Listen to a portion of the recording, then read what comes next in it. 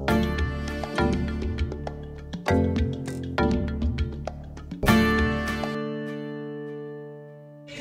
Sojaila LoPresto. I'm a licensed massage therapist and nutrition response testing practitioner here at Palmer Natural Health. So I've been in the natural healthcare field or alternative healthcare field since 1998. I have a passion for it because I know that I want to make sure that whatever I'm doing, I'm helping people. A little bit about myself, about my own health. I have had headaches ever since I was little.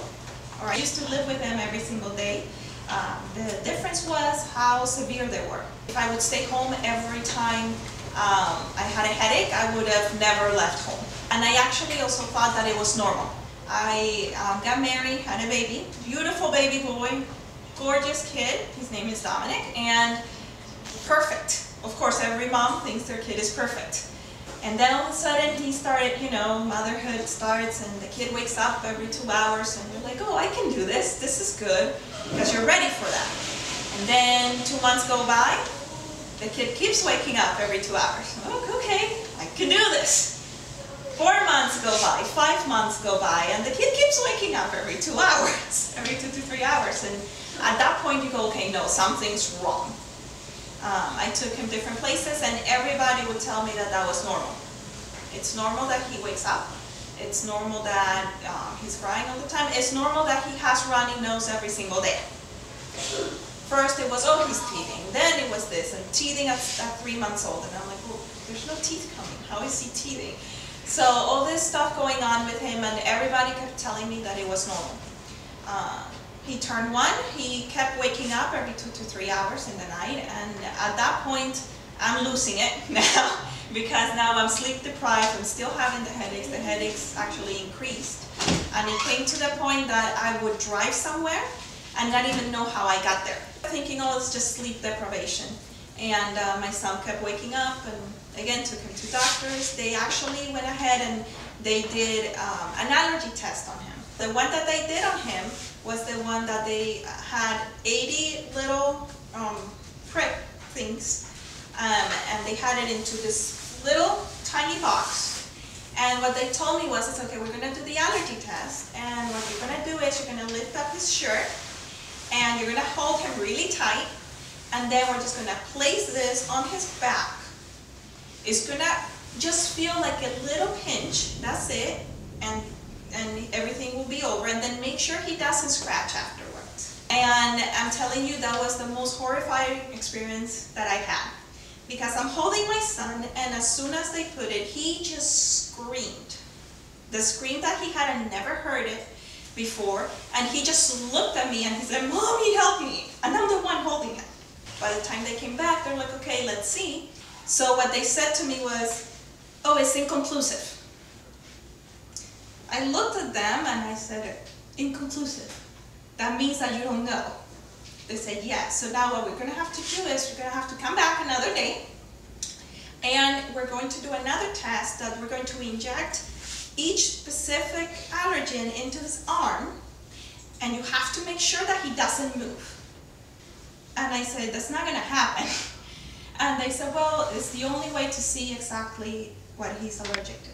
Then he started developing ear infections, and ear infection after ear infection. We had to put tubes in his ears because they kept giving him antibiotics. So it was a time that in a period of 3 months, he was on 5 different antibiotics. I knew that that wasn't healthy. My son couldn't go outside and run the way he used to. He couldn't even go around the living room without catching his breath. It was like, Mommy, I'm tired, I need to breathe, or I need to rest. And it's just very heartbreaking when you see that. So I went ahead one time and I said, you know what? I said, God, I'll do whatever. I said, I'll stand on my head and twirl around my hands. I need to find something. Well, I went to a health fair and I had a booth there. I was giving massages. And across from me, it was Dr. Lisa Palmer. She's the owner of the establishment, that she was there doing this weird thing with nutrition response testing. I said, hey, let me go see what it is. And I went and I said, well, can you see kids? And she said, yes. So I went ahead and immediately I called my mother-in-law. I said, please bring Dominic here. And they brought him there. test, and she found something, and she found that, oh wow, I was like, okay, good, so we can actually make an appointment. And that's when we came in and we started with everything. And after a week of him being on the program, his runny nose that he had since he was born stopped. For me, it took longer. It didn't take a week. It took longer than that. I realized that my headaches started to go away. One time I woke up and, you know, my son and my husband, they were like, "You're being nice." And I was like, oh, like, I thought it was nice before, but I guess I wasn't. My son told me, like, "Mommy, you're happy." They actually noticed that I was happy. And even though I thought before I was happy, I guess I wasn't showing it. And when I realized, I started thinking, I'm like, okay, why all of this? I realized I don't have a headache. As far as my son, no more steroids, no more nebulizer, allergies went away. He started sleeping through the night, which was godsend, okay? And he was feeling better. He started running, okay, which was awesome. We started going outside and play outside on the grass, and he was fine. He was able to run, jump like any other normal kid, and he was doing well. And now he's 7 years old, almost 8, and believe me, he's doing really well now.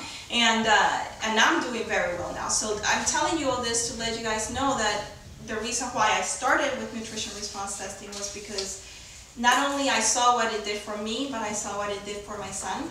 And I realized too that there's many parents and people out there that don't know that we exist. And they're as desperate as I was before. And I said, it's my duty to tell them. So I'm just going to read the definition of an allergy, and then I'll explain it. So allergy is a hypersensitivity. Hypersensitivity means that the body's too sensitive. Disorder of the immune system. Our immune system protects us from invading organisms that can cause illnesses. If you have an allergy, your immune system mistakes an otherwise harmless substance, such as pollen, dust, pine, foods, and other things as invaders. Okay? So the way I see it is that when you have an allergy, your immune system overreacts to everything. And the reason why it does that is because your immune system is the one that is supposed to say, when something bad comes in you, then your immune system is supposed to do some things. It's supposed to create some inflammation. It's supposed to start secreting more mucus. It's supposed to start doing things to get rid of it. But it's only supposed to do that when it's something bad, like viruses, bacteria, things like that. But when you have an allergy, it does it with little things, like pollen, dust, food. So a lot of people have what we call a true allergy. So a true allergy is when you come in contact with something, you have an immediate effect, and it's usually life-threatening. Okay? So there's some people that they cannot even be around a place where there are peanuts around because their throat starts to close, or they start getting very puffy, or some people have that a lot with shrimp or oysters, things like that. Those are a true allergy. Okay? When you have a true allergy, it's a very serious medical issue. Again, it could cause death. A sensitivity, okay, is a delayed reaction. So when you have a sensitivity, you can eat whatever it is you are sensitive to, and sometimes you will not see the effect of it until an hour later, 2 days later, 5 days later. And that's why it makes it so difficult to actually pinpoint what it is. Okay? Some of the symptoms of the sensitivity is runny nose.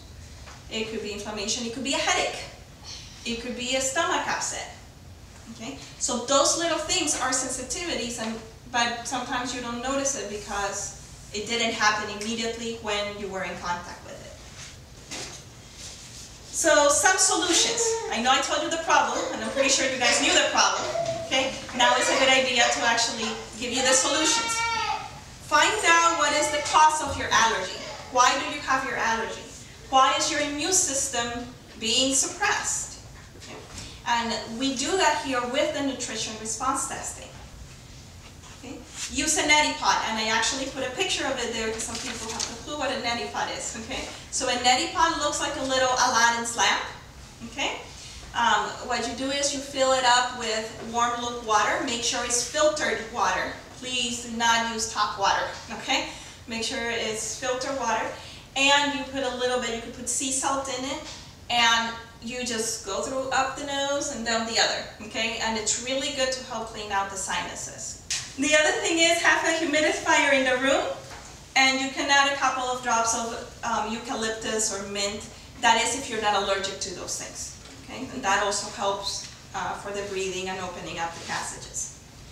Eliminate the scented candles and plug-ins. They are very, very toxic. They have a lot of chemicals, a lot of toxic material in it. It could cause headaches, it could cause different things, and it could also cause some allergies as well. If you want to use something, usually oils are good. Just make sure are the high quality oils. So if you weigh 100 pounds, you should be drinking 50 ounces of water. Now, if you never drink water, don't start drinking 50 ounces of water the following day, because believe me, you'll be in the bathroom all day long. Eliminate food that can cause inflammation. Okay, so some of the foods that can cause inflammations are the nightshades, which are potatoes, tomatoes, sweet or hot peppers, pimentos, paprika, cayenne, and Tabasco sauce. Ice and food coloring. So every time you see on the label yellow number 5, blue number, whatever, every time you see that, that's a chemical. That's something man-made. It's not good for you, and that can cause more inflammation. That can also cause allergies. White or brown or cane sugar, all of those can also cause allergies.